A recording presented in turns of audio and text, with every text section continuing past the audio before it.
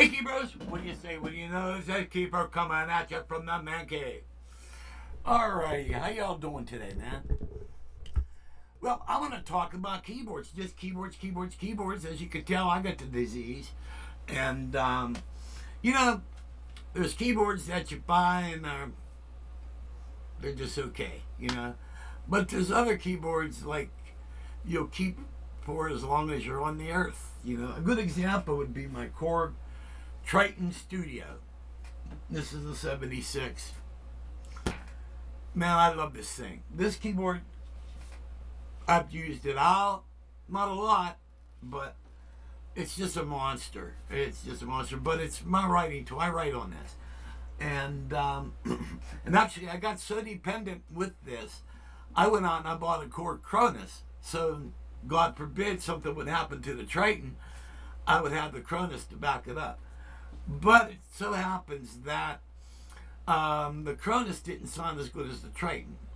So I had it in my cave for 2 or 3 years, but I had a cover over it and never used it. And somebody wanted to buy it, and so I sold it. All right. Then a little bit later, I ended up buying 2 Chrome EXs. I got a 61 and a 73.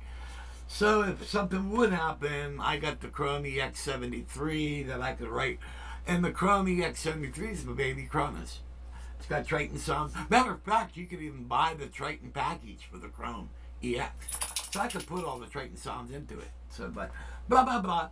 But, there's a lot of cool keyboards. And we're going to go over some of the ones that I think are cool. All right? And some and some stuff that I've had in the past and stuff that I got and sent back that I didn't think was cool. My latest foray into that would be the Arturia Astrolab. All right? And on another video, I called it a buzzkill. In a way it was, all right? But I think I was a little hard on the keyboard. You can get creative with it, but what I hated with it was it hardly had any brass in it, no saxes at all. And so in order, if you wanted those, you would have to put those in. Have a really long load-in time. So which would make it more of a studio piece, because in the studio you don't care about load-in times. But I was able to get creative on it, but to have a monthly payment for 1 year, what was it, $144 a month for 1 year, I didn't think it would be worth that. So what I ended up doing is I bought the Akai MPC 61. Now, I don't know a lot about this keyboard. I'm still learning it. But I can tell you, well, for one thing, a lot of these people buy that keyboard to do rap and hip-hop. This keyboard player, as long as I'm alive, will never do any of that. That's my word on that. I will use that to write classic rock and progressive stuff, all right?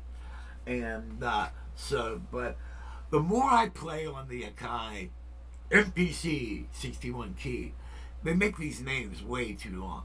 But anyway, the more I play on the damn thing, the more I love it. It's really cool. And now say if you pull up a sound and you want to tweak that, it's unreal on how much tweakability there is on that keyboard. It's like forever. Like you could take a simple Fender Rhodes sound and you can tweak the shit out. You can even tell that, say if you wanted a Fender Rhodes, a 20-year-old Fender Rhodes, they have a knob that says age. You turn that knob up and you can age that piano that you're playing on. Really phenomenal. But very, very, very cool keyboard. And once I get more into it, I'll tell you more about it. All right. And so we talked about my the Triton Studio 61. It's also a sampler, and also the Akai is a sampler too. So cool. So if I ever play in an act where I need to bring some live samples up on the stage, the Akai would be my guy. All right. How about that? I'm a poet, don't know it. All right, another cool keyboard is this Phantom FA76.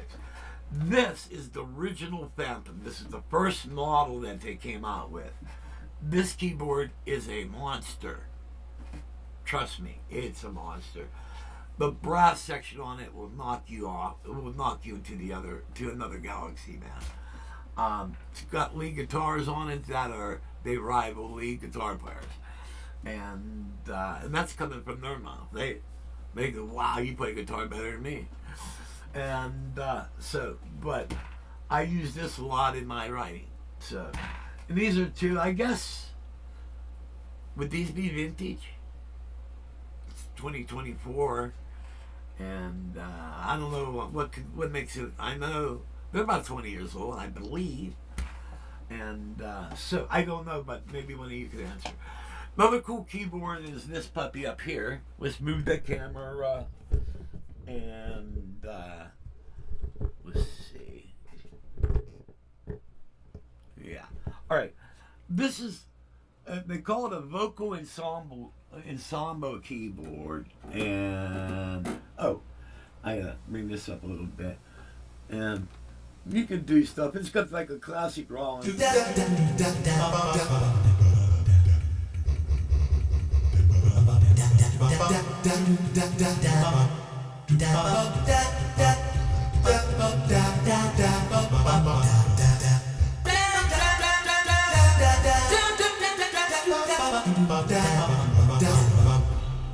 Alright, it does a vocal scat, which a lot of Roland keyboards.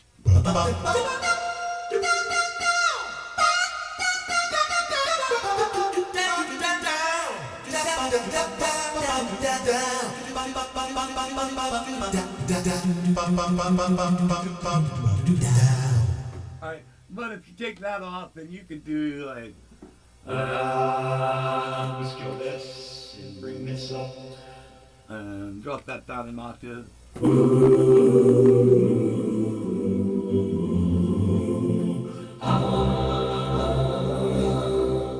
Alright, so you got like the gospel choir, but I like the gospel choir on this keyboard. Really cool. Alright, but you could also do vocoder.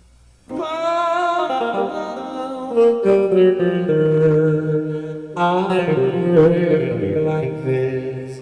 Alright, then so you got the vocoder happening, and you can even mix the vocoder with the vocal scat.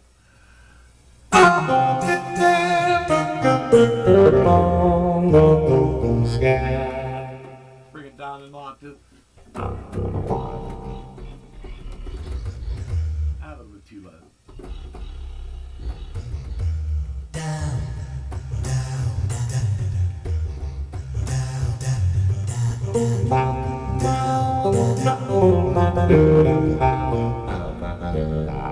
Alright, so you can do a lot of that, but you got also, you flip it to a different vocoder.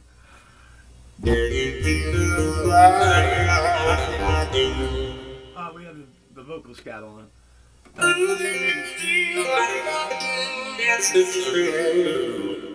Alright, so you got that going on. But say you've got some nice strings on this puppy.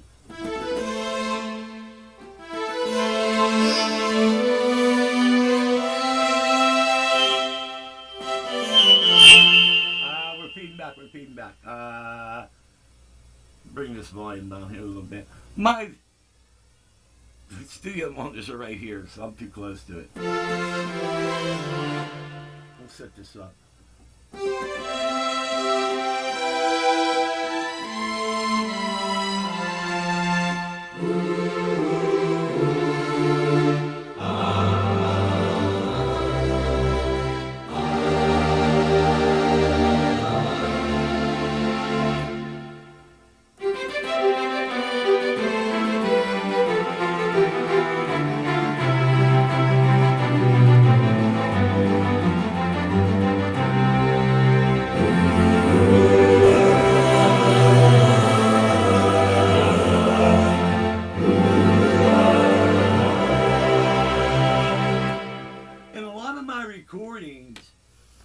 If I need to do some gang vocals like say if we're doing something like well,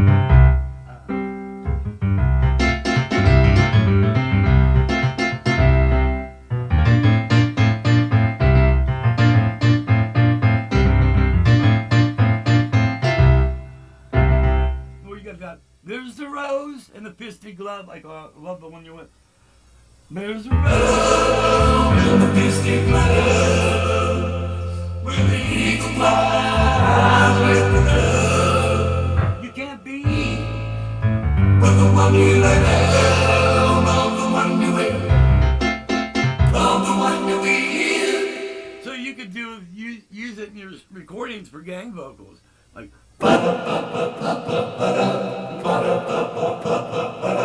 And say if you're not a lead singer, you can sing out of key, but it will play it on key because it needs your vocal, needs your words, whatever. Like, you know, I can't sing out of key. I'm too trained. But so this is a really cool keyboard, and it's got a really nice various reverbs. It's also got a studio button. So if you bring it all the way down to studio, then you can use whatever effects that's in your studio, and you can loop them through here, and you know, connect. So this is like a super keyboard. All right, and one of my favorites. There's a story. At one time, I was like the only person in southwestern Pennsylvania, maybe the whole state, that had that keyboard. Because here's a story. I know I'm digressing. I know, but it's a really cool story. I think it is. Okay. At the time, I was working during the day as an air conditioning and heating technician. All right. Now this was a corporate company.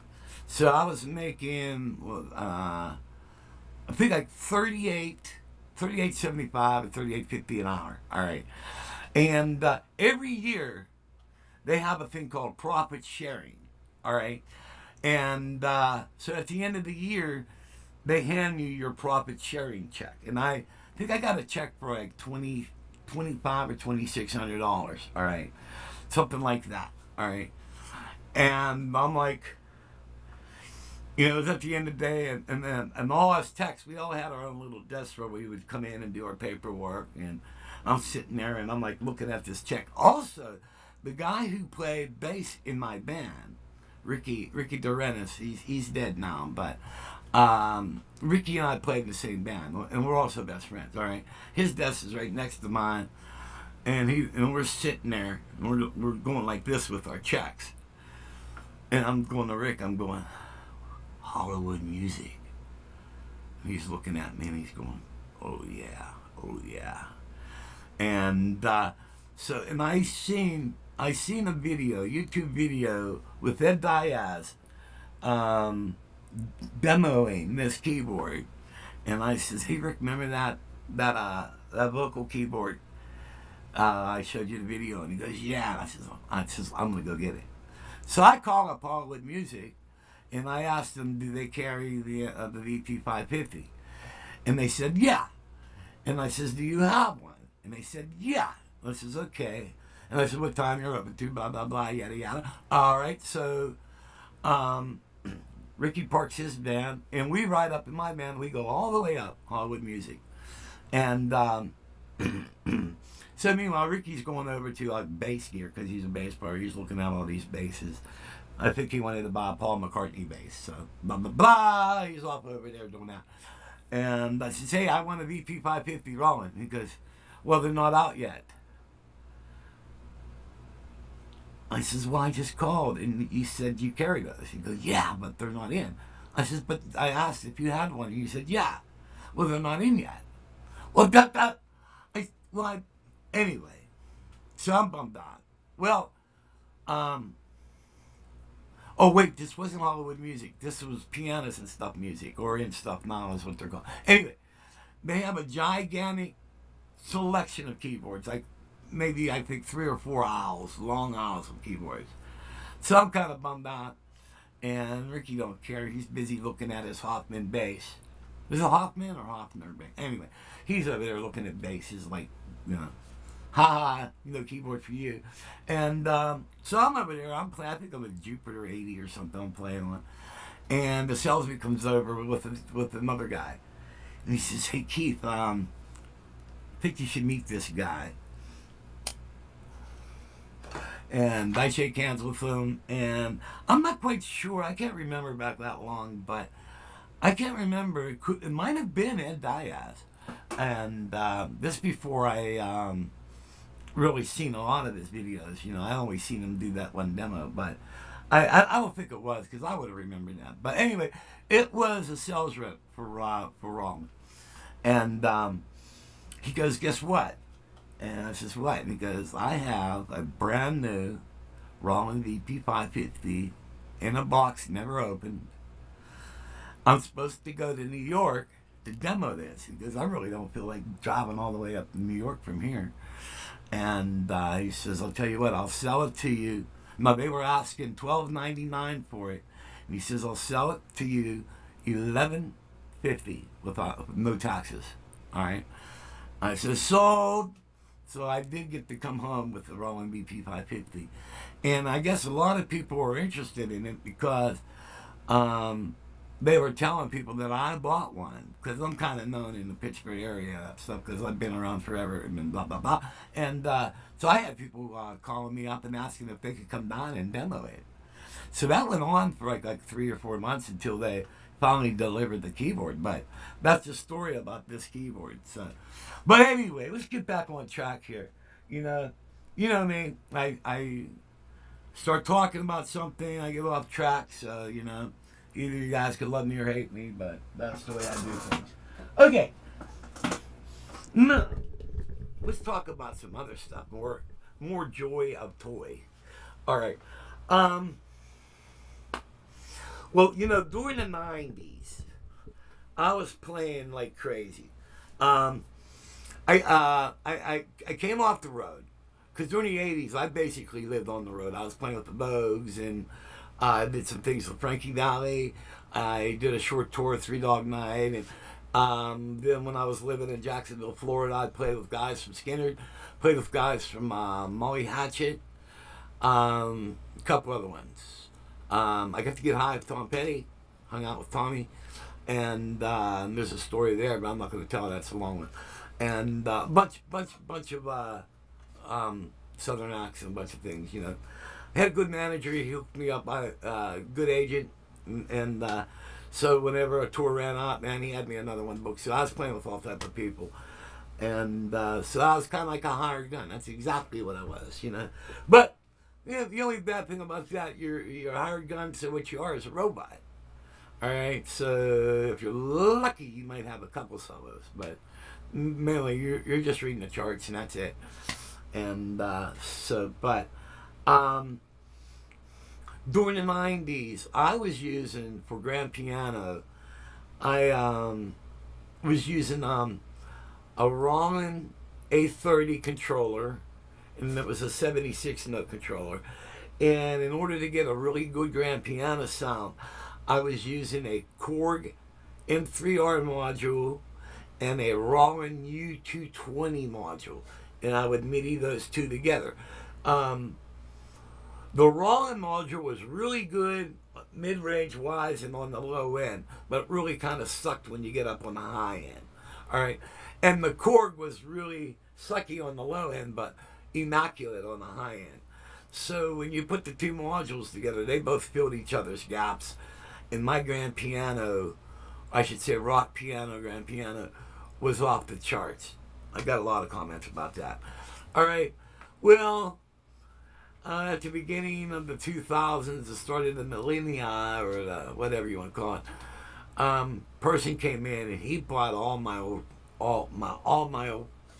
my equipment that I was using through the 90s. I sold my Emax, sold my Mirage, everything. I sold everything. He was like, actually, what he paid for everything was practically what I bought the shit for brand new. So anyway, and at the time I was, really wasn't playing a lot. And so I said, okay, So basically, my live rig went out the window. All right. So, but when I started playing again, I had to get a grand piano. I had to come up with some type of grand piano sound, and man, that was hard to do. Then I ended up finding the Sonic MR76 keyboard. Now this was a heavy keyboard. All right. Um, it weighs like 60 pounds, but it had a really light, fully weighted action, and it had the wooden keys on it and everything. But the grand piano sounded spectacular. And I was using that for a while. All right. Then I found the I picked up the Roland Juno stage. All right. Now it wasn't as good as the Sonic, but it was still good. All right. So I was playing with the Juno stage for a while, and then I came across the new Studiologic Numa Compact 2X, and I just fell in love with this piano. And or it depends who you talk to, you could call it an organ. It's got drawbars on it, and it's got synthesizer where you can actually. Have you heard of the Studiologic Sledge? Well, it's got like the heart of the Sledge synthesizer in this, and so you could really do some really cool sounds with this. Got to put my specs on, and just with the grand piano. All right.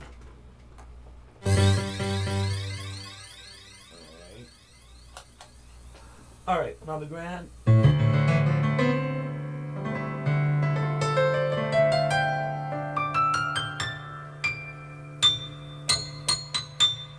It's really sweet, all right. But you can do things. Go into synth. Let's move that over to this one, and it's got aftertouch. So.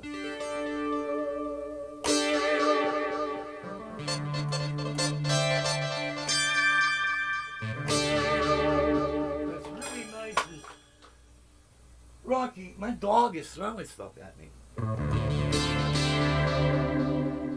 All right, so you can add the synth in with this stuff. Now it's really cool because you can layer two sounds together.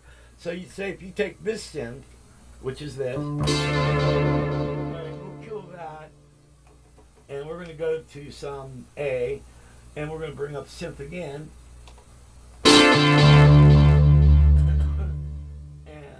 Let's find a different synth sound.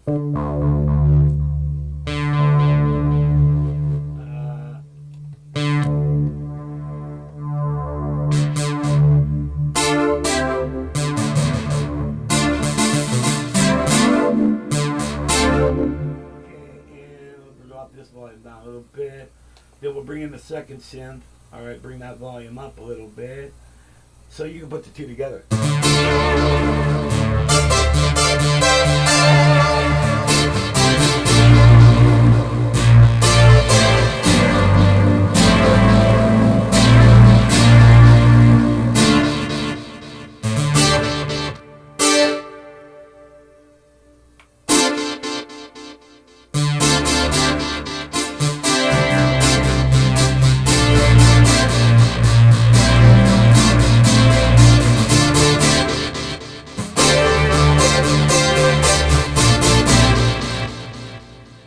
If you want to, then bring the grand piano in on it.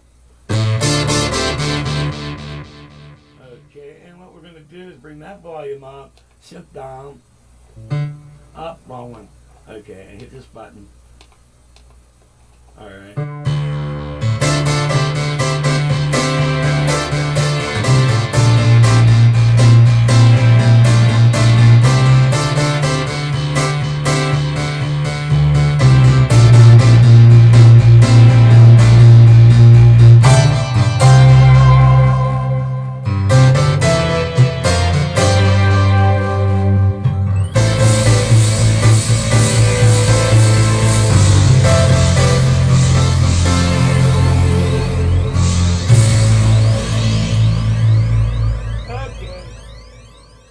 Accidentally hit this button.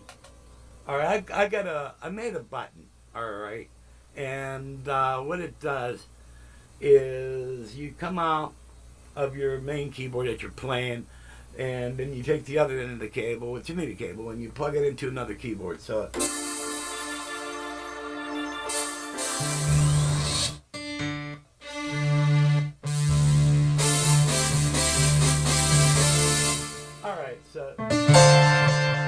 so now we got the piano, and let's go to the second sound. Let's make that strings.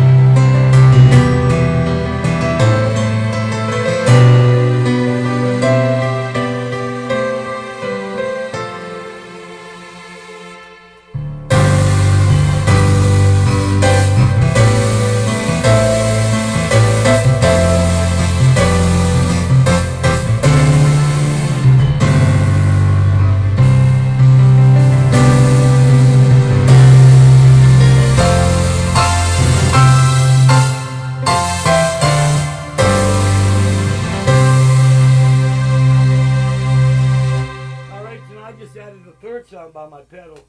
By the way, if you guys like that MIDI pedal, basically, say if you got 3 keyboards in your keyboard rig, and occasionally you might want to MIDI into your third or second keyboard for a certain song, give you that extra edge. I make these, all right? They'll probably sell for between 30 or 40 bucks, all right? So it's a cool pedal. So anyway, so you got synthesizer on this. You got grand piano on this. The Wurlitzer's Disc Kill. Then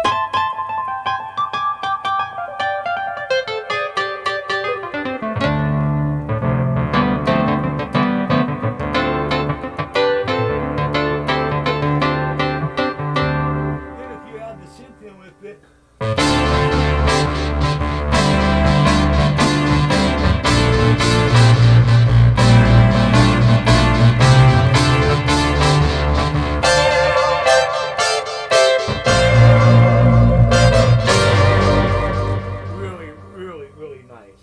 you know, you got stuff like really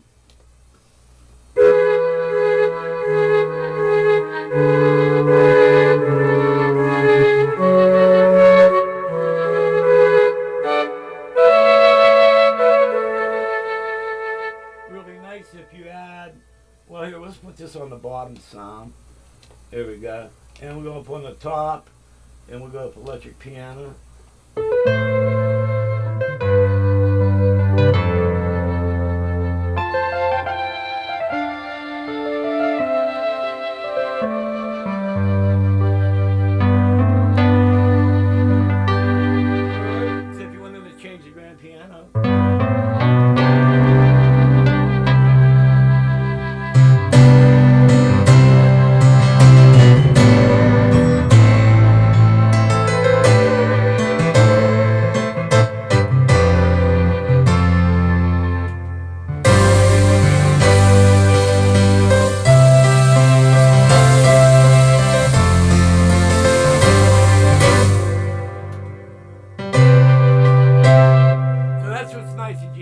Song kick in. That's nice about those pedals. So blah blah blah yada yada. If you guys are interested in the MIDI pedal, look me up.